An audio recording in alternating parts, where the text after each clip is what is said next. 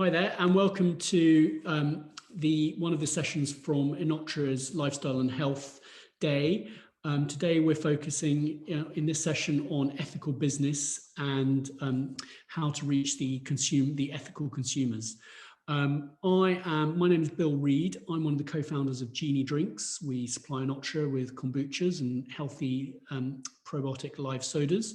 And I'm very happy to be joined by Portia Patel, who's one of the experts on ethical business. And Portia, perhaps you could tell us a bit more about yourself and what you and ESGmark, your company, does. Thank you, Bill. So I'm Portia Patel. I'm one of the co-founders of ESGmark, and we launched in the summer of last year with a mission to help organizations and individuals work together to create a more sustainable and fairer future for all. So we are growing a community of like-minded businesses and people, all committed to doing better for the planet and for people. In terms of the acronym ESG, it stands for environmental, social, and governance, and it's becoming an increasingly well-established concept. Essentially, these three lenses provide a framework for organizations to evaluate their current practices and to analyze where they can make a positive change. And to explain briefly, when thinking about business, the environmental side relates to protecting the planet and minimizing harmful impact. Social relates to commitment to welfare and ethical relationships.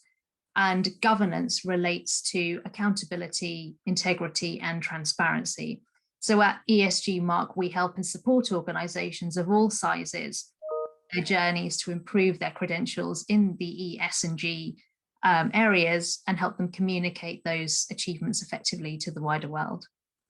That sounds great, but I suppose to play the devil's advocate, that sounds great if you're an oil company or if you are a mining company, but if you're Genie and you make soft drinks, or you're a hotel company, why should you care about ethics and ethical business and ESG? Yeah, it's a great question, and I think the answer is really simple. The evidence shows increasingly that consumers are demanding change and want to associate with organizations and brands which reflect their own values. So just to give you an example of some research, for example, by E.ON, they surveyed consumers and found that 4 out of 5 were planning to purchase goods or services from businesses which they know had made a concerted effort to be more environmentally friendly. So of that evidence out there, and it seems clear that strong ESG credentials and ethics are increasingly linked to better competitiveness. Yeah, I mean, that's what we found as well. I mean, we have a good story to tell on ethics. We source all our ingredients ethically. We are working to be carbon neutral, and we are fully recyclable in our packaging. So I guess, we found that the consumer expectations now is almost a baseline. The kind of consumers who are drinking our drinks expect that. And if you're not doing those things, they'll question it. So it's become quite a baseline. I guess something we found really hard is, we're doing lots of good things. We have a good story to tell, but it's quite hard to get that across to consumers. We've got quite a small label.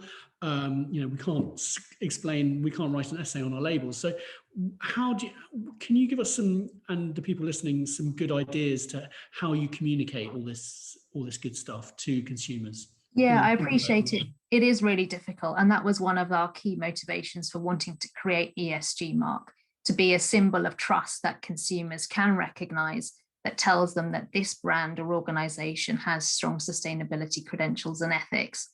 And the path to gaining the ESG mark and becoming part of our community is to go through an assessment process. And that affirms the strength of the ESG credentials of the organization today and affirms their commitment to a journey of positive improvement. So we really hope a consumer can then see that mark, and just the mind's eye quickly goes, they see the mark and they can get that reassurance. Absolutely. Yeah. I think that is something that the sector is crying out for. I think another point we've talked about before is the benefits of community with a group like yours, but also in the in terms of working towards being an ethical company. And could you just talk briefly about that point? Yeah, I think, we're definitely finding within our ESGmark community today that there is a huge willingness to share information and share knowledge, and the feeling of being part of a community, all working together to improve best practice and drive positive change, as I think a really powerful thing for people to want to be a part of and to leverage the benefits of that network. Yeah, well, I think look, that's quite a nice note to end on, because we want to keep this video short. So, but I think look, in conclusion, consumer expectations that their provider, whether it's the restaurant they're eating in, the hotel they're staying in, or the drink or the food or drink they're eating, will be an ethical company. I think the baseline is there, and consumer expectations are very high now, and we all need to work to meet those, because it's only getting higher. Thank you for joining us. Great. Thanks, Bill. Cheers, Portia.